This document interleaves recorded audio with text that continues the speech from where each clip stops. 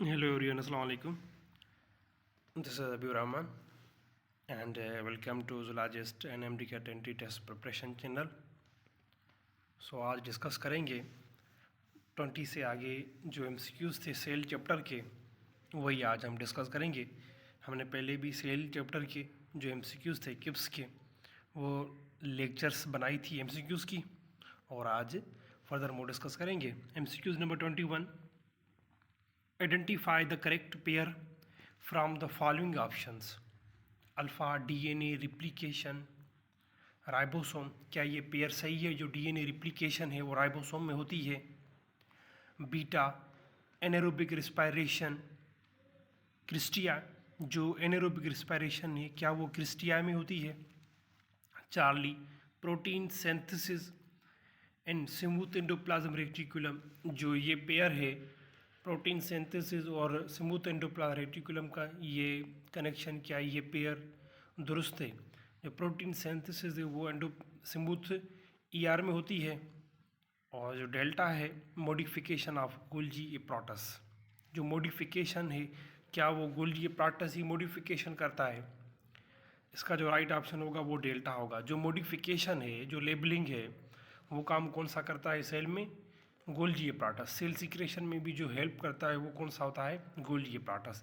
बाकी जो ऑप्शन देखते हैं कि आप वो कैसे रॉन्ग है और कैसे राइट बनेंगे। डीएनए रिप्लिकेशन न्यूक्लियस में होती है, अगर ये पेयर होता तो ये करेक्ट है। राइबोसोम के बारे में नहीं है, डीएनए रिप्लिकेशन न्यूक्लियस में होती है।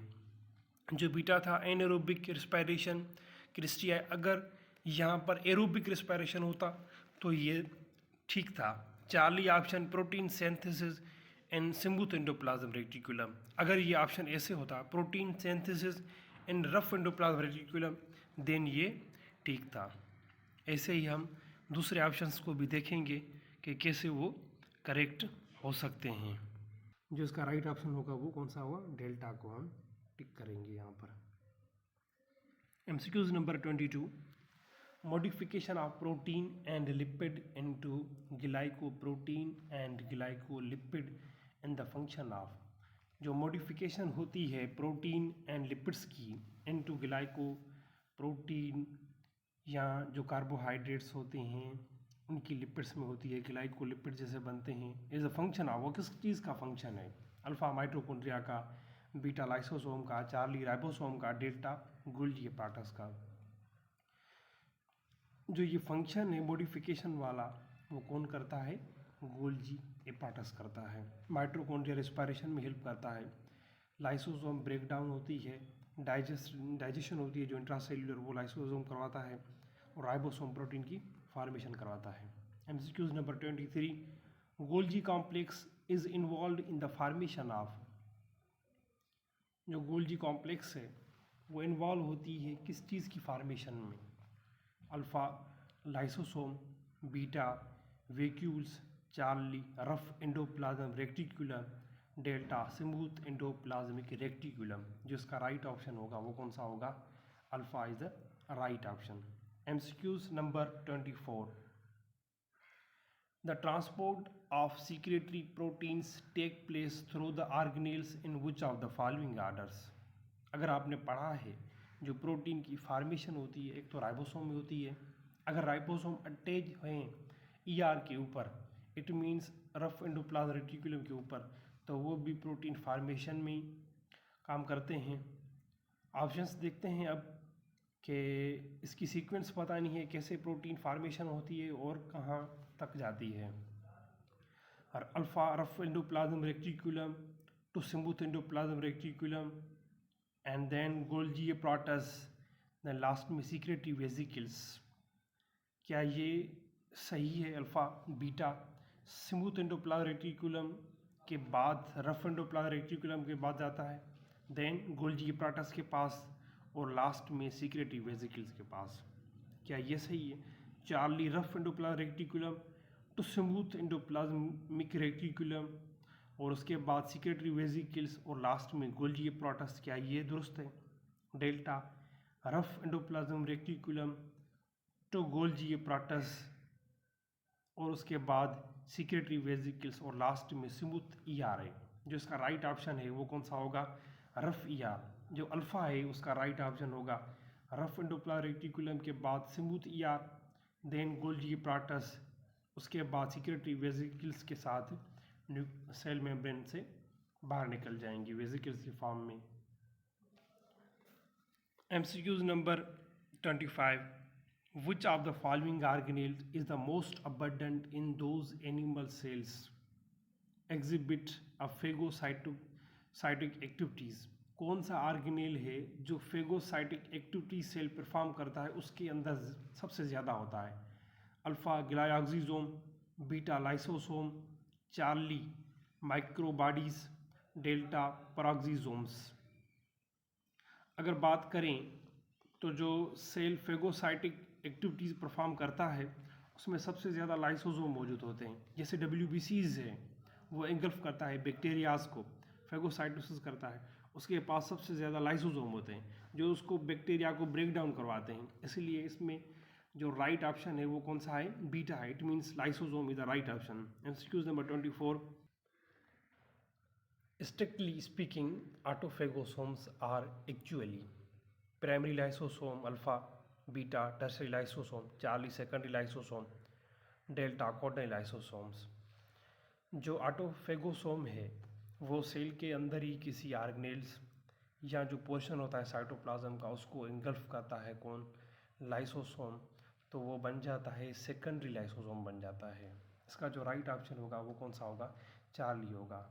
अगर ये देखें कि ये एक लाइसोसोम है, इसके अंदर एंजाइम्स मौजूद हैं, डाइजेस्टिव एंजाइम, ये पोर्शन है वो साइटोप्लाज्म का या किसी ऑर्गेनेल्स का या फूड का जो ये इंगल्फ करता है, ये मटेरियल अगर इसके अंदर चला जाता है लाइसोसोम के अंदर तो ये बन जाता है सेकेंडरी लाइसोसोम। इस तरह से ये फूड पार्टिकल्स हैं और इसके ये एंजाइम है, अब इसको कहेंगे ये कौन सा है, अब ये सेकेंडरी लाइसोसोम है।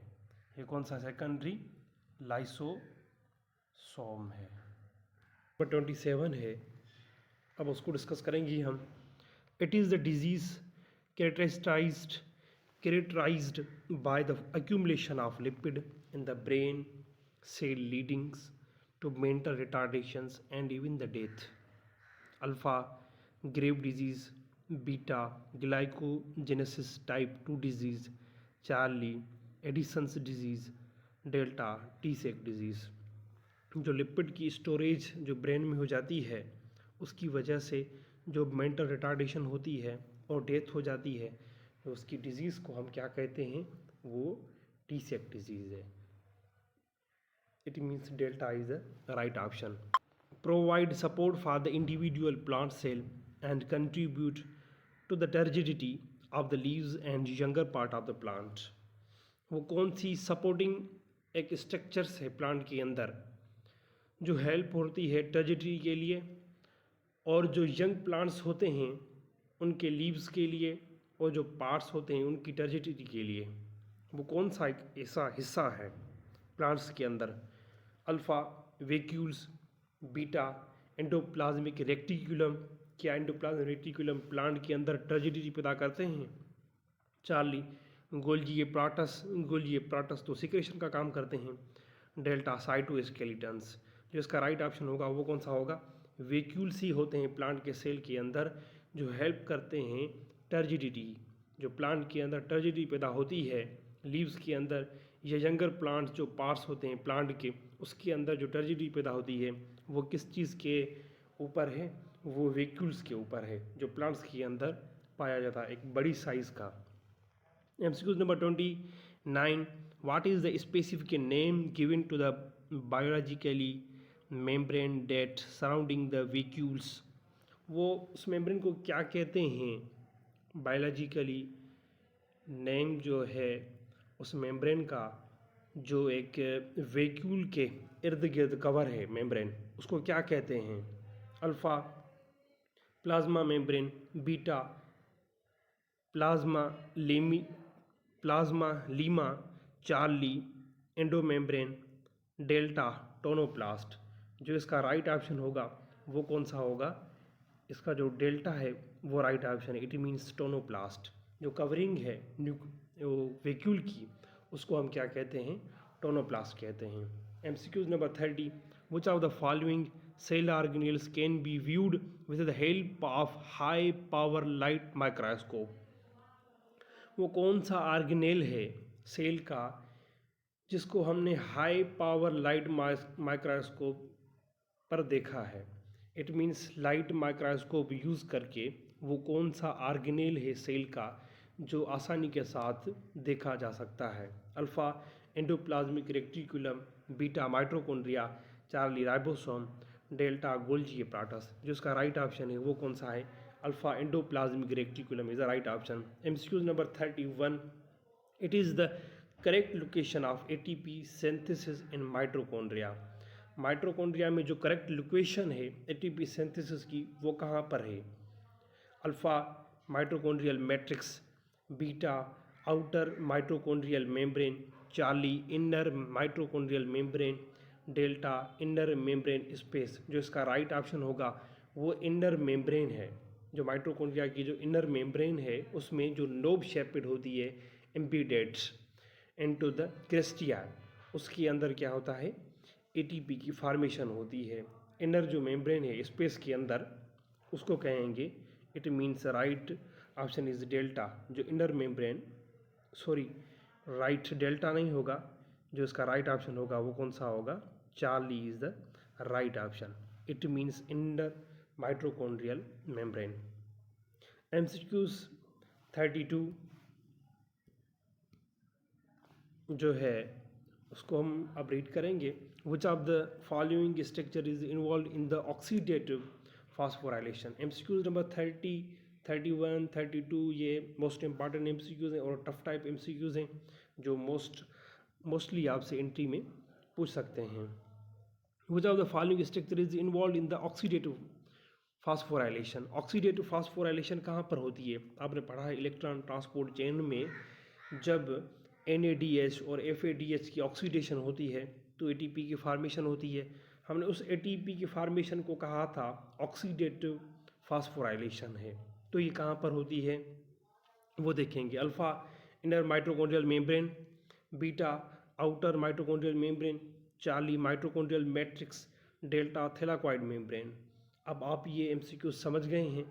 जो इसका अल्फ़ा है वो राइट ऑप्शन है इनर माइटोकॉन्ड्रियल मेम्ब्रेन में जहाँ पर इलेक्ट्रॉन ट्रांसपोर्ट चेन होती है।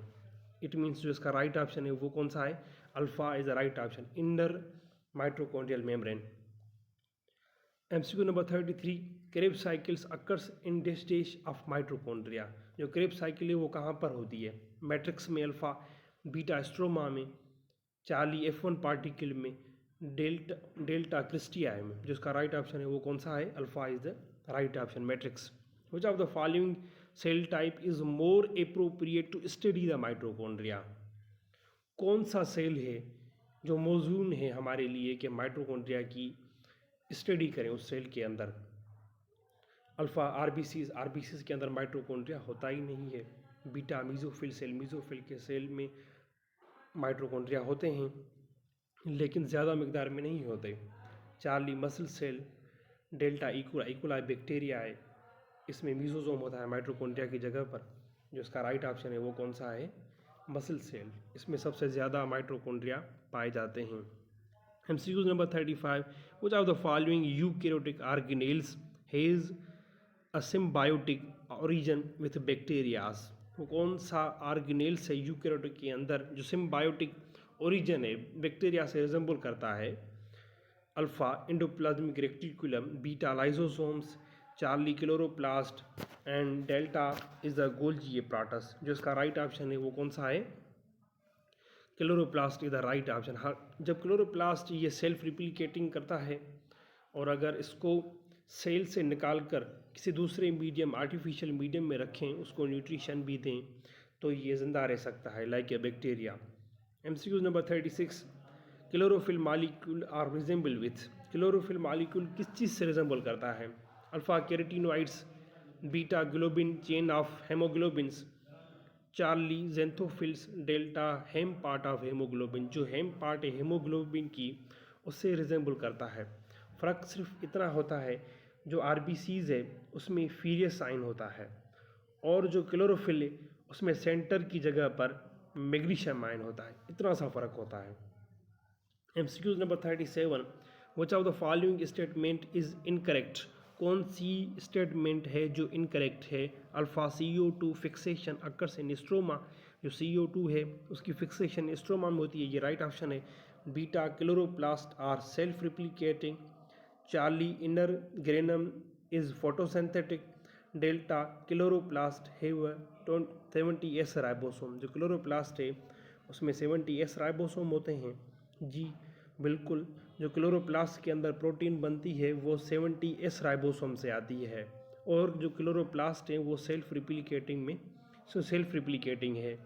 और CO2 फिक्सेशन है वो स्ट्रोमा में होती है, और जो चार्ली है इनर ग्रेनम इज फोटोसिंथेटिक, ये इनर ग्रेनम भी फोटोसिंथेटिक में हिस्सा लेती हैं। इट मीन्स इसके जो राइट ऑप्शन हैं वो all are the right option, incorrect कोई भी नहीं है। अगर आप में से किसी को ये MCQ समझ आता है कि ये इनकरेक्ट है तो प्लीज़ कमेंट में मुझे ये बताएं।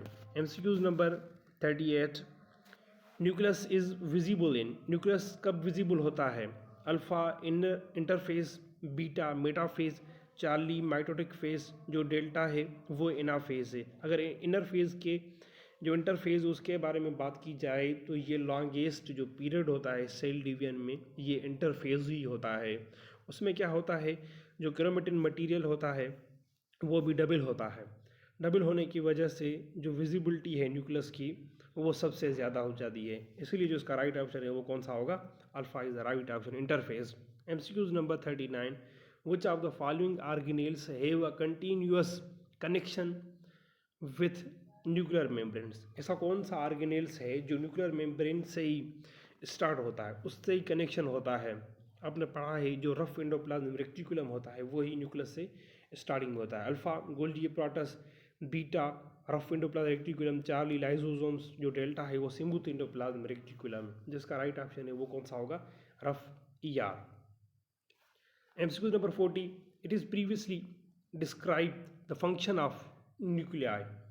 अब अगर न्यूक्लियाई के बारे में बात करें तो ये न्यूक्लियाई एक भी हो सकता है, न्यूक्लियस के अंदर दो भी हो सकता है। इसकी जो फार्मेशन है और राइबोसोम की फार्मेशन है, राइबोसोम जो फार्म होते हैं वो न्यूक्लियस के अंदर होते हैं, जो अपना फंक्शन है वो साइटोप्लाज्म के अंदर परफॉर्म करते हैं। Alpha formation and breakdown of nuclear envelope, beta formation of ribosome, charlie formation of centromere, delta organisation of spindle during the nuclear division, जो न्यूक्लियर डिवीजन है उसके दौरान ये अपनी स्पाइंडल फाइबर्स रिलीज करता है, या फार्मेशन ऑफ सेंट्रोमियर करवाता है, या फार्मेशन ऑफ राइबोसोम कराता है। इसका जो राइट ऑप्शन होगा वो कौन सा होगा? Beta is the right option, formation of ribosome. Thank you everyone, अल्लाह हाफिज़।